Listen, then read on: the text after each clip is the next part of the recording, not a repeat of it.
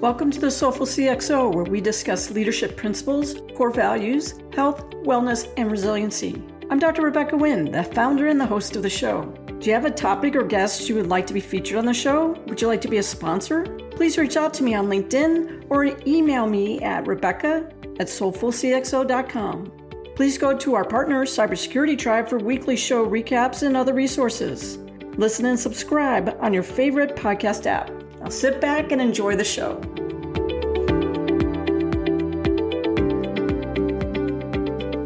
Welcome to the Soulful CXO. I'm your host, Dr. Rebecca Wynn. We are pleased to have with us today Chris Roberts.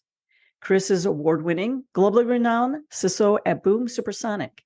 He is considered one of the world's foremost experts on counter-threat intelligence, also known as Dr. Dark Web. He has over 20 years experience working in enterprise, industrial, and government segments, addressing evolving security threats. He gained global attention in 2015 for demonstrating the risk to aviation that allowed attacks against flight control systems. He is routinely invited to speak at conferences and is a regular commentator on media. His ability to find holes in everything has helped companies, governments, and the public improve their safety over many years. He is highly sought after keynote speaker on many advisory boards where he and I first met, and has had too many published works to list here, so search for all his works. He was recently awarded the Champion of Security Award for Inclusion at RSA 2023 conference, which honors the security leaders who organize their teams to accommodate diversity, equity, and inclusion principles to the fullest degree. Chris, my friend, welcome to the show. Thank you. I'd forgotten about the RSA stuff. That was A, pretty fantastic, and B, somewhat unexpected. I totally spaced on that one. Thank you. It's nice to be here and hang out again. That's the fun part about it. We get to hang out again, which is kind of nice. Now, for those who don't know, your background is really interesting. So can you walk people through kind of like your journey and how you got to here today? And if you want to go in details of 2015, you can, but if not, I understand. No, I got to be careful. So the irony of this whole thing is I'm actually sitting in the UK in the middle of Wiltshire, and one's mother is sitting on the sofa just beside here. So one has to be very careful about what one says in front of one's mother. Otherwise, one is going to get a Christopher again. And let's just say, so to your point, I was creeping around this industry before it was a blasted industry. The same blasted thing with you. I first started messing with this stuff in like ZX80s and ZX81s, for goodness sakes, at boarding school for the short period of time I was there. Then I got yelled at 14 or 15 for doing the damn stuff. And then it went on from there, jumped out of airplanes and did some other silly things for a while. And then back into this industry, got yelled at again, and then got kicked off to the US. Wow, yeah. That is a pretty interesting journey. I just have to start off. I was going to wait a little bit while for this, but we talk about all the generative AI that's going on and how that's going to be affecting ransomware as a service. What are your thoughts on that? I know it's scary for me. What do you think? It's interesting. I actually did a talk on it. I think it got published yesterday. They did it as a live. Truth be told, we pre-recorded it 48 hours beforehand because I was sitting on an airplane when they actually wanted to publish it live. And I wanted to do it because it's exactly your point. It's one heck of a set of conversations to have. But I took it in a different direction because you're right. It's when you take a look at artificial intelligence, you've got the regular narrow stuff, you've got the general AI, and then to your point, you've got generative AI, where you really start getting into the language, the linguistics, and the human interaction with basically this entity that you can text and have an interesting, shall we say, conversation with. But I took it away from the tech and I said, let's go back to the humans. Let's go back to the fact, in basic terms, what we did is we took artificial intelligence in its forms, and for a long time, we'd held it very closely. We'd had it inside very controlled environments, government environments. We'd had it inside research institutes. Heck, we did a bunch of stuff with DARPA with the Grand Cyber Challenge years back. But we'd always been really careful with it. We put some decent, I wouldn't say controls around it, but we've been very careful on how we used it and who had access to it, especially the admin and the management and the data side of it. And then with this blasted the chat side of the world, we literally just handed every single person on the internet a loaded hand grenade, pulled the pin out and said, how about it? Enjoy yourself. Do whatever you want. Good luck to that. And Google away to your heart's content. And we wonder why, from humanity's standpoint, But some people have held the grenade and Googled it effectively. Other people have been chucking the damn grenades at everybody else. And it's the genie's out of the bag. The horse is bolted, whatever flipping euphemism you want to use. And now you've got these people having a regret going, we probably shouldn't have let it loose, or I really wasn't sure if I should have been involved in this project. I'm like, you muppet, you let it loose on humanity. Too late. It's out there. Deal with the consequences. What do you see in your world happening with the syndicates that are out there and the nation states out there? Do you see them using the generative AI that we see, like maybe using the plugins and things along those lines, those API calls, or do you see them using it in another fashion? Oh, all of the above and more. You take a look at some of the forks that have been taken off of that intelligent architecture, and then they've taken their own data sets. And now you start taking a look at some of the amazing counter-intel is probably one way of looking at it. You start taking a look at the disinformation and misinformation side of the world. So what people tend to forget is with any good, there's also the equal opportunity ability to do bad with it. And if you ever start using the ChatGPT 4, they're putting more and more disclaimers in place. Hi, I am an AI system, but please be aware, I'm programmed by people. I'm like, yeah, who's people? And then you start taking a look at the data sets that it's being used to learn from. And we used to do adversarial intelligence, which is you teach it, here's a picture of something, and I teach it, here's an absolutely different thing that you're meant to be learning that it is. We did a talk a while ago about making pigs fly and how you show it millions of pictures of these things and go, this is a pig. But if you change literally about less than a couple of percent of the pixels, you turn it into an airplane. And I got a slide out, through adversarial intelligence, we can make pigs fly. And you take that idea and that little bit of humor there and you start going, okay, how do I apply it to politics? How do I apply it to disinformation around just humans in general? And then the problem comes back to humanity, which is how do we very rapidly ask people to question more? How do we take it away from going, if I Google, do I like Trump or do I like Biden or do I like, pick your politician, pick your flavor, pitch whichever side you want. You get given the information that you've asked for, but potentially you don't necessarily get the stuff that's in that database. It's now how do people ask more questions and how do you learn what's truth, what's disinformation, what's FUD, what's handed over by a true intelligence system with disclaimers versus what I've poisoned it with. Yeah, one of the things that happened here recently, and I talked to it on a live event that I did yesterday myself, is chai, and a person was being able to interact with it. It's kind of like being able to be your friend. And the AI hallucinated and really broke it out. And what it did, it actually then told the person that their wife and their kids were dead. Yeah. And that person subsequently killed themselves. They weren't in a good state as it was either. But having that, being able to jump to be able to tap into an emotion and be able to elicit that's extremely dangerous. And I'm tying back into your human aspect. I'm always wondering about, too, is we've been using it for modeling for a long period of time. We use it for sims and different things along those lines. When is it can break out somehow? And then how do we know the events are the true events or hallucinated events, or are they hiding events? What do you see along those lines? Unfortunately, quite a lot, especially I'm doing a bunch of work on the transportation side of the world. Everything from obviously prime work at Boom Supersonic is we're looking at the aviation side of things and that entire ecosphere. And so we're doing a lot of work there, but then you take a step back in the maritime industry. I've done a bunch and still doing some stuff in the maritime industry. And you start looking at data sets. You start looking at where ships are, what ships are doing, if ships are moving. Same thing with airplanes. And now I have to question that data. No longer can I trust the data set that I have, or I can't trust the model or the engine that I have or the system that I have. I've got to have so many other checks and balances in place to validate and verify. We always used to have to do that. It was never, as humans, especially you've done the same thing, you've come from the government space, you don't just trust that one source. You have a level of, let's just say, belief.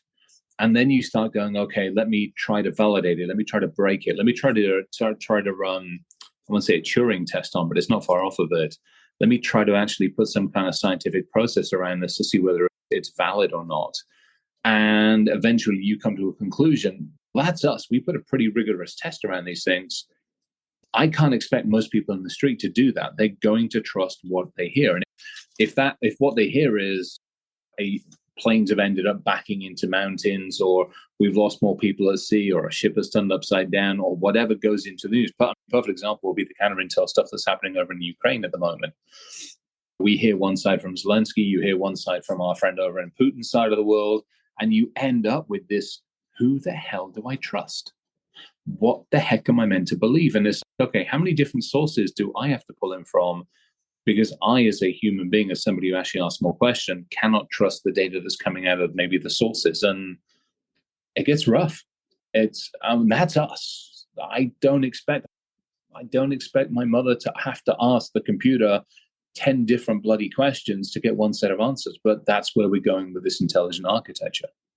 Yeah, it goes back to coming back to the human with the critical thinking. And just because something comes out of a search engine or a chatbot or something similar along those lines does not mean it's necessarily the truth. I will tell you, I went on a show 2 weeks ago and a person gave this bio, and I'm like, and it was a live event. I'm like, no, I was never the VP of Information Security for the Girl Scouts of America. I've eaten Thin Mint cookies, but they had actually put in ChatGPT, and somehow it said that I was a VP of Information Security for the Girl Scouts of America. And there was just one of the many things. And I'm like, could I get those past paychecks? I would be fine. And that's, okay, so that was interesting. And this is where again, the new version of this out, we were messing around with version 4 for this talk I gave. And I'm asking it questions as in, do you lie? And I'm asking all these questions. And what is interesting about the new version is those first couple of sentences. I'm an intelligent system, but I do this and this, and I have got data behind me, and I have got programmers. And then it goes into a couple of paragraphs of stuff. And those first 2 paragraphs are actually pretty accurate. Those next couple of paragraphs, you're like, where the heck is it pulling this from? And again, back to humans, they're going to look at it and they'll go, oh, that's great. I didn't know that, but maybe they were. And unless as a human, I speak up and I go, hey, actually, that isn't correct. And by the way, how do I correct that? What's my recourse for correcting anything on the internet these days? It used to be you couldn't exactly phone Google up, but you could at least put an error system in. Same thing, Wikipedia, you could put an error correction capability in or something like that. But nowadays, if ChatGPT is lying to you, and you don't know it, or if you do realize it, what's your recourse on this one? 1-800-CHAT-GPT? Yeah, holy crap, Batman. One of the things that we saw recently, too, just to name them, is when the lawyer went ahead and did his little briefing, and then it cited cases and all that stuff, and then he turned it all in, and the judge came back to him here in the United States and was like, there's no such cases whatsoever. They made up the cases. Yeah. They sounded feasible. But it's not allowed to make it up. What it's doing is it's pulling data sets and data sources from disparate systems. This is, you know this from dealing with huge data sets. This is back to that garbage in, garbage out. This is not a data lake it's pulling from. This is the data swamp. This is who's doing checks and balances on that data that it's learning from. We get told that it's a set of programmers and developers and coders. Great. There aren't enough people out there to keep track on everything that's going on with ChatGPT. So now we get into this. How much is it learning from its own data? How much is it learning from? And then how is that model actually training itself and learning from itself and validating it? I'm interested to see. It's not quite turned into the shit show that was. Do you remember that debacle 7 years ago when I think it was Google or Microsoft put up their own version of an intelligence system on Twitter? And I think within 24 hours, it got turned into this racist, bigoted, Hitler-loving system until it got pulled because they were like, whoops, that's not what we meant to happen. Welcome to humanity, people. Yeah, and some of us just start having fun with that kind of stuff. I'm a licensed pen tester myself, but not on your scale. Absolutely. But don't tell me like, there's no way you can. Don't ever say that. Don't say this is perfect because we will prove that it's not. No, right. I was reading the other day about ChatGPT 5, and they said ChatGPT 5 coming out that it will be able to, or already has in the modeling doing right now, basically digested all the information that's ever been created in humanity. I'm really wondering about the hallucinations and stuff like that possibly come there just because you talked about swamp. What is that on swamp on steroids? And if you've been able to digest all the information that was made by humanity, that would be so now let's take that in. Let's look at that from context. We know we've got if we break the internet down so that everybody understands it, we have the open stuff. So the stuff you find on Google, just the open, clear web, regular internet of things. Not into internet that's all over the place. Then you've got the stuff that's typically behind like paywalls, register walls, and that's everything from your regular library to all the stuff that's sitting behind like individual people's systems. Then obviously you've got the darker stuff. And so the question then becomes, and that stuff is spread all over the place. You've got the regular good old torn onion, but then you've got 15 different flavors of that, let alone the IRC, IQ, and all the other stuff on that one. So my question is, where's it learning from? Is it learning purely from the open web? And what did you do? Did you just pipe it at Wikipedia and Facebook and give it a feed? And then how often is it learning that? Because having built a couple of these engines over the years, that takes a ridiculous amount of compute, like an absolutely astronomical amount of compute. Not just to learn it, but to crawl everything to learn it, and then cross-reference with it, and then also start building relationships. You build a data set, that data set is absolutely useless unless you build a relationship between those two disparate pieces of data. Is it a strong relationship? Are there correlatory effects? Is it a weak relationship? Is it purely a subset of a relationship because somebody abstractly knows the third cousin on this side of the family tree, therefore whatever?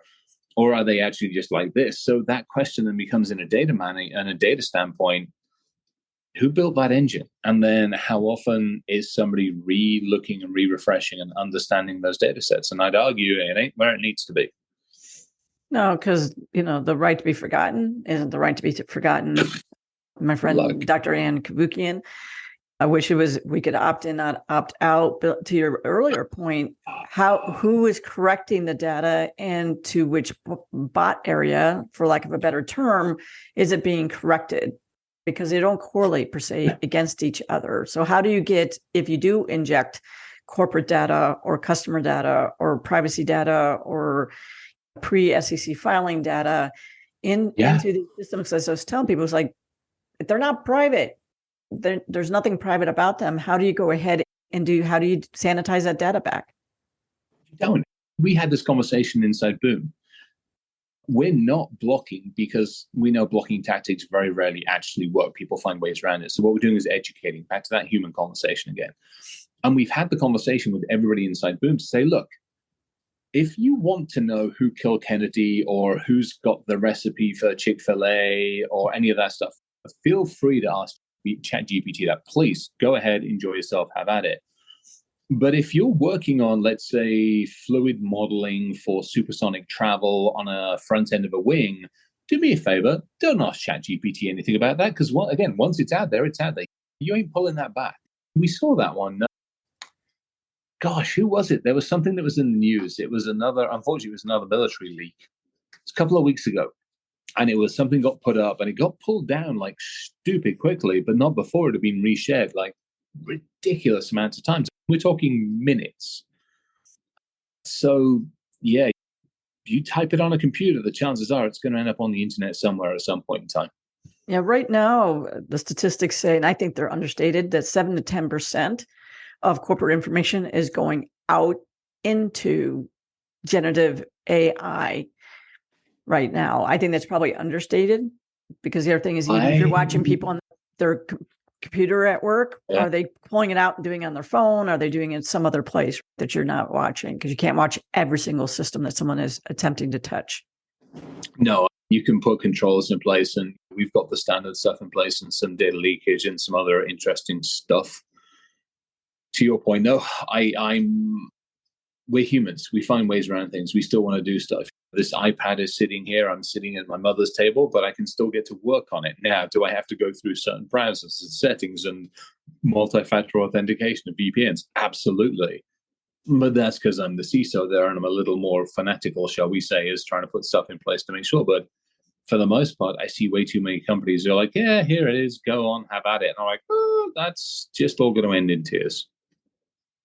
And as we expand a little bit on that, I'd spoken to a couple of CEOs and they said, yes, we have training in place. We've actually adopted an acceptable use for using AI, intelligence, generative AI. But you know what? I just go run the proxy and do whatever I want to. So I tell people, you have to be walking the walk and showing by example, making it part of your fiber of the culture. And it's like you said, it starts with humans. Yeah. It's not just that. I hate the training for the sake of training. If you are box. flipping true, we talked about this just beforehand. Let's face it, if the mentality is check the box and you do your quarterly training or your annual training, congratulations, you literally have put the tick in the box. But if you're actually going to do it properly, you've got a channel set up on Slack. You've got a monthly training awareness stuff. Your people are bought in. They are actually telling you when the scammers hit them, and you get screenshots of the stuff. And you reward, you say thank you, you give out gift cards, all this stuff. That's doing it properly. That's actually when you and the teams are doing it. Now, you're still going to have rubber. Stuff's still going to happen, which is why you have training, which is why you have incident response procedures, which is why you have monitoring, and which is why you have tabletop exercises to go, hey, somebody clicked on stuff, it's life, what do we do now? And so, again, so many organizations just are not at that point. And that doesn't take much. That's not serious maturity. That just means you got to put your hand up and take ownership. I think one of the best compliments I ever got back on doing training and talking, and it's ability, is a person went in and they said, I want to let you know, I was going to do something at home. And then immediately I stopped because it says, what would Rebecca do? Yeah. She would not do it this way. And so I didn't. I'm like, what would Rebecca do? She told us to do this. And they applied it at home. That's what it is. You need to make it a 24-hour-a-day culture, inside work, outside work. And that's how I think you can make things a lot more effective. Plus, it's a better ripple effect human-wise, because that can be generational effects on someone's life, especially if it hits their finances or something like that. It's just so we use, and I'll name names because they're good folks, and Gabrielle's bloody good at what he does. We use Wiser training. And the nice thing about it is, from a company and employee standpoint, folks can actually send training to friends. They can actually send it to friends, family. They can send it to whoever they want. They can send it to their kids at home. If they do training in the office and they're like, hey, I like this one, we fully allow, as does the platform, for people to actually send it to their friends and family. So at which point, exactly your side, we make it so that we'll talk about kids, we'll talk about just clicking stuff, we'll talk about home finances, we'll talk about dating. It's done deliberately that way so that you can share it. There's a button right there, share this with, and you just put in email. There's no cost to it. Gabrielle's just, hey, I want people to learn. I'm like, yes. So exactly to your point, if I help you, I help your family, I help the kids, I help the parents, I help the grandparents, the chances are it's going to rub off on you at work as well. That's how it should be done. One of the things that we see quite a bit today is the resiliency and the frustration and the quick exit of a lot of CISOs. I think part of it is just a lot of us have gotten burned out, and a lot of us obviously gotten beaten up. Yeah. Really slow. So how would you suggest that people work effectively with the board when we're talking about all these emerging technologies? We have generative AI. Yeah. How would you suggest that we work effectively and try to handle this? Because like you said, us trying to do it on ourselves, being able to police this 24 hours a day, 7 days a week, we don't have the resiliency anymore. We don't have the resiliency. I don't think we have the patience anymore either. And I think it's also, to me, it's a number of different things. First and foremost, we as an industry are not good to ourselves. We have a fight with an adversary on a minute-by-minute basis that we don't do a good job of articulating to the board, let alone our peers in our groups. We also have an internal fight with every single vendor, partner, and supplier that wants to sell us their solution, that tells us this is the best thing since sliced bread, and how dare we not answer their emails, texts, phone calls, messages, impolite knocks at the door, and chasing around conferences. And yet we're also still fighting a population that we haven't done a very good job of educating, and somewhat our fault and somewhat the fact that we've not effectively partnered up with the people team or the HR team. We haven't managed to get our message across to finance effectively, or they haven't listened. And the same thing with everybody in our peers. So it's a rough deal. And I think the other challenge is you've typically got a couple of different types of CISOs. You have the one that's just going to go in there and buy whatever the newest, shiniest object is, because the chances are they won't get fired for a year or two while they try to install it. They'll get a pat on the back because the board recognizes the name from all the newspapers, and they'll be happy, but it won't go in properly, and it sure as hell doesn't do everything it says on the box. So you've got that one. And they change it every couple of years, so who cares? You have the CISOs coming into this world who are, say, more finance and more business savvy, which is actually not a bad thing. Those understand and know the language, but they don't necessarily know the technology or don't have the necessary connections in the industry to really talk with their peer group and go, hey, I'm looking at, let's say, endpoint. Give me the ones that are crap. Give me the ones that are good. Give me the new ones emerging and help me understand it. And then you get those of us that have just come up, bootstrap the whole way up the whole darn thing, that are able to go in, are able to affect change, but quite honestly are running out of patience. Not necessarily with the business or with anything else, but we're just running out of patience because we haven't done work-life balance properly, because we have worked stupid hours, because we don't take care of ourselves, because we're trying to do everything with little, et cetera, et cetera, et cetera. We haven't balanced ourselves efficiently. And I'll put my hand up and admit to that. Otherwise, I wouldn't be having some of the challenges I'm having nowadays. I think one of the challenges too is companies don't know what type of CISO like you said, you do have people who are 100% strategic, but a lot of them don't have any technical chops. And I think it's better to have a hybrid, but I've gone into other situations where it's just like, I literally just signed the HR paper and you want me to get tactical. Tactical is putting like bubble gum, holding a hole in a dike. It's not fixing the ground issue. And a lot of them don't want you to get to the root cause, especially if they're venture capital or private equity. A lot of times we'll just do another funding round and we'll just get money. So just throw a solution at it. And I'm like, throwing a hardware or software solution at it doesn't always get to the root cause and what's causing it holistically. Do you see that as well? Oh, Yves.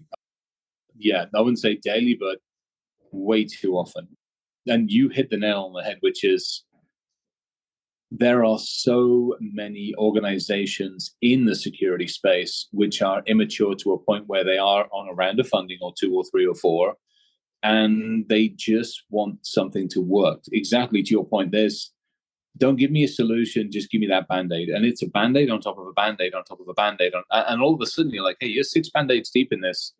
We're ripping this shit off. And they do not want to hear that. And unfortunately, you've run into this. I've run into this. You have 2 options. Either you just go put another Band-Aid on it, or you go, hey, I'm going to rip it off and fire me or deal with it. Take your pick. And it's not a good end game sometimes. Now, sometimes I think if one of the mandates from private equity or venture capital is a statement of true posture from the CISO memo every quarter, I think that would be helpful for us because that would be a little bit more the reality, because just because someone has a SOC 2 or high trust or PCI or an ISO doesn't mean that's in the day-to-day operational culture and fabric of the work. Unfortunately, y'all be screwed is probably not a good measure of really reality, but it's where it probably needs to be said sometimes. I have actually found, and I will give Boom credit here, when I walked into the organization, first and foremost, the relationship with the CIO is actually ridiculously collaborative. I'm overly thankful for that one. And then the relationship with the board of directors is also now very collaborative. And what I like about it is I walked in there and the first conversation was, if I tell you I'm going to fix everything and make you secure, you better fire me right now. I'm coming in with reality, and this is exactly where we are. Here's the stake in the ground. At which point they were like, okay, what are we going to do about it? I'm like, we're actually going to use this cybersecurity framework. We're going to keep it simple. We have to be beholden to other things, and those are fine. I deal with that behind the scenes. But for everybody here and for the organization, we're going to hold us to, because I can baseline the metrics. I can help you understand what maturity looks like. We can talk about the roadmap. I can help you say, hey, if we're going to affect change on, say, endpoint, we move from this to this on a maturity scale. and we move it across just not just protect, but detect and respond. And it's a real nice, simple, here's a building block. And that's literally what it is. It's talking to the board about, as we do this and as we invest this money and this time, here are the building blocks and here's how you affect change. And that's been really good to define progress, to define basically a 3-year roadmap in a very simple, both tactical and strategic way, but also tied back to business goals and company goals. It took some work, and I'm stupidly happy that the board was like, make it, and off we go from there, which has been great. And again, I'm in one of those good places to some degree where the CIO and I are ridiculously effective together, as well as our design and engineering teams.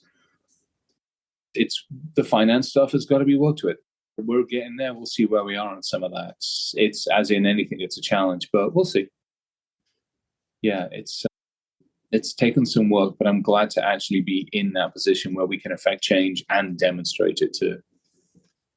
Chris, our time has run short. What is the best way for people to get a hold of you for doing keynote speaking, maybe any advisory services, and to learn more about your company? Oh, I think, well, Boom's easy. We're on the internet. Me, I'm fairly easy. Let's face it, I'm on the internet. I'm pretty easy to Google and find, and I'm fine. The easiest place, honestly, to find me is LinkedIn, or to your point, at a Blasty conference. I'm in the UK. I'm actually heading up to B-Sides Leeds and doing that one. And I'm off to Israel for Cyber Week. So I get to see friends, family, and a whole bunch of crazy people in Israel for almost a week, which is actually a huge amount of fun. Yeah, I'm easy to find. Or heck, get them to get hold of you and get hold of me. We'll figure that out. That'd be a fun one too. I get to come hang out with you for a bit more. Absolutely. Well, Chris, thank you for being on the show. You are a soulful CXO. Thank you for having me. Honored.